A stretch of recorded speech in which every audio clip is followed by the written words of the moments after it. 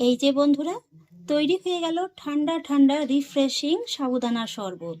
এটা কিন্তু বাচ্চা থেকে বড় সকলেরই স্বাস্থ্যের জন্য ভীষণ উপকারী। আর এই শরবতটা যখন আপনারা খাবেন না, তার ঠিক 30 মিনিট আগে কিন্তু একটু নর্মাল ফ্রিজে রেখে দেবেন, তাহলে কিন্তু এই ঠান্ডা ঠান্ডা শরবতটা খেতে খুবই ভালো লাগবে।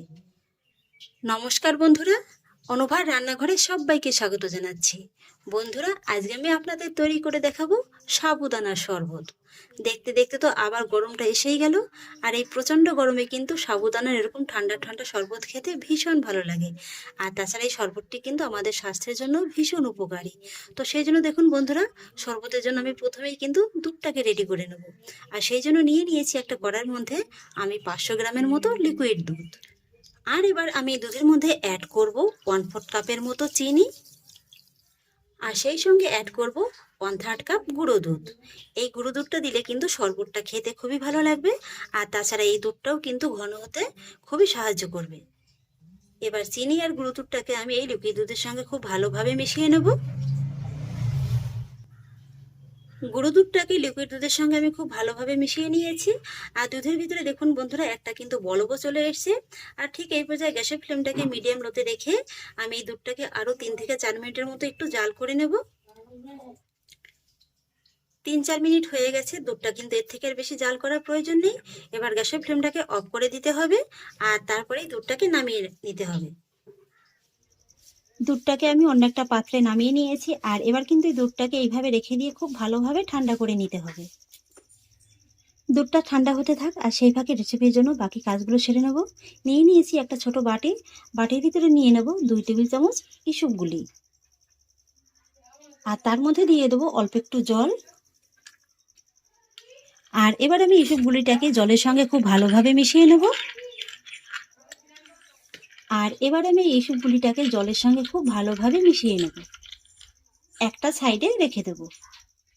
আর এবার দেখুন বন্ধুরা, এখানে আমি নিয়েছি একটি ডাব। এই ডাবের জল দিয়ে কিন্তু আজকের জেলিটা আমি তৈরি করব। জলটাকে একটা পাত্রের মধ্যে আমি নিয়ে নিচ্ছি। তো দেখুন বন্ধুরা, এখানে কিন্তু আমার ভর্তি ভর্তি 1 মগের মতো ডাবের জল হয়েছে। মোটামুটি এখানে 2.5 কাপের মতো কিন্তু ডাবের জলটা আছে। তো দেখুন বন্ধুরা, এখানে কিন্তু আমার ভর্তি ভর্তি 1 মগের মতো ডাবের জলটা বেরিয়েছে। মোটামুটি এখানে 2 কাপের মতো কিন্তু ডাবের জলটা আছে। এবার আমি জেলিটাকে তৈরি করে নেব, আর সেই জন্য একটি প্যানে আমি ডাবের জলটা এইভাবে একটু ছেঁকে নিয়ে নেব। আর তার মধ্যে নিয়ে নেব 1/4 কাপ চিনি, আর নিয়ে নেব 1 চা চামচ আগার আগার পাউডার। এই আগার আগার পাউডারটা কিন্তু এই জেলিটাকে খুব তাড়াতাড়ি জমাট বাঁধতে সাহায্য করে। আর এই আগার আগার পাউডারটা কিন্তু আপনারা যে কোনো শপিং মলে কিংবা বড় মুদি শপে পেয়ে যাবেন। এবার আমি চিনি আর আগার আগার পাউডারটাকে ডাবের জলের সঙ্গে খুব ভালোভাবে মিশিয়ে নেব। আর তারপর গ্যাসের ফ্লেমটাকে অন করে আমি এইভাবে অনবরত নেড়েচেড়ে ডাবের জলটাকে একটু ফুটিয়ে নেব। জলটা দেখুন বন্ধুরা, খুব সুন্দরভাবে কিন্তু ফুটতে শুরু করে দিয়েছে। আর এবার গ্যাসের ফ্লেমটাকে মিডিয়ামে রেখে এই জেলিটাকে আমি আরো 2 মিনিটের মতো এইভাবে একটু ফুটিয়ে নেব। 2 মিনিট বাদে এবার আমি গ্যাসের ফ্লেমটাকে অফ করে দেব। আর তারপর সঙ্গে সঙ্গে যে পাত্রে জেলিটাকে সেট করব সেটার ভিতরে ঢেলে দেব। এই কাজটা কিন্তু বন্ধুরা একটু তাড়াতাড়ি করে নিতে হবে, আর চেষ্টা করবেন এই ধরনের একটু নিচটা যাতে সমান থাকে সেই ধরনের পাত্র নেওয়ার। আর তারপরে এই জেলির পাত্রটাকে আমি নর্মাল ফ্রিজে রেখে দেবো 20 মিনিটের মতো। 20 মিনিটের ভিতরেই কিন্তু জেলিটা খুব সুন্দরভাবে সেট হয়ে যাবে। আর এবার আমি ডেজার্ট বা শরবতের জন্য সাবুদানাটাকে রেডি করে নেব। আর সেই জন্য একটি কড়াই ভিতরে আমি বসিয়ে দিয়েছি 3.5 কাপের মতো জল। আর জলটা দেখুন খুব ভালোভাবে কিন্তু ফুটে উঠেছে। আর এবার আমি জলের ভিতরে অ্যাড করব 1/2 কাপের মতো ছোট দানার সাবু। এখানে আমি ছোট দানার সাবুটা ব্যবহার করেছি, আপনারা চাইলে কিন্তু বড় দানার সাবুটাও ব্যবহার করতে পারেন। সেক্ষেত্রে জলটা আরও 1/2 কাপের মতো একটু বেশি দেবেন। আর এই সাবুদানাটা কিন্তু সেদ্ধ করতে জলের ভাগটা একটু বেশিই দিতে হবে, তা নাহলে কিন্তু সাবুদানাটা একটার গায়ে একটা লেগে যাবে। আর এবার আমি মিডিয়াম লো ফ্লেমে এইভাবে অনবরত নেড়েচেড়ে সাবুদানাটাকে একটু রান্না করে নেব ততক্ষণ পর্যন্ত, যতক্ষণ না পর্যন্ত সাবুদানার কালারটা চেঞ্জ হয়ে যাচ্ছে।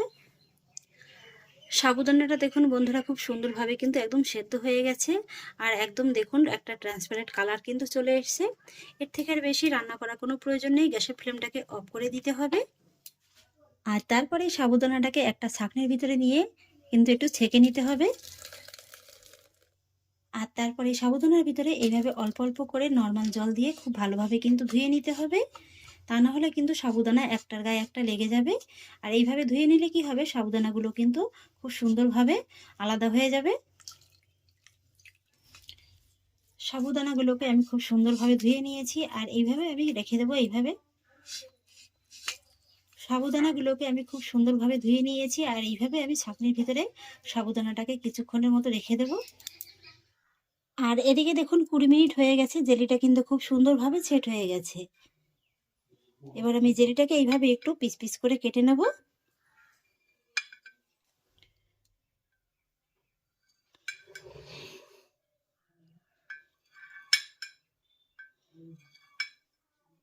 এই যে দেখুন বন্ধুরা, জেলিটা কত সুন্দরভাবে একদম সেট হয়ে গেছে। দেখতে দেখুন কত সুন্দর লাগছে, একদম দেখুন কিন্তু কাচের মতো লাগছে।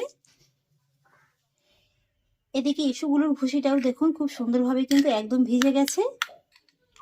আর এদিকে দুধটাও কিন্তু খুব ভালোভাবে ঠান্ডা হয়ে গেছে। এবার আমি দুধের মধ্যে অ্যাড করব এই যে ভিজিয়ে রাখা ইস্যুগুলিটা, খুব ভালোভাবে মিশিয়ে নেব।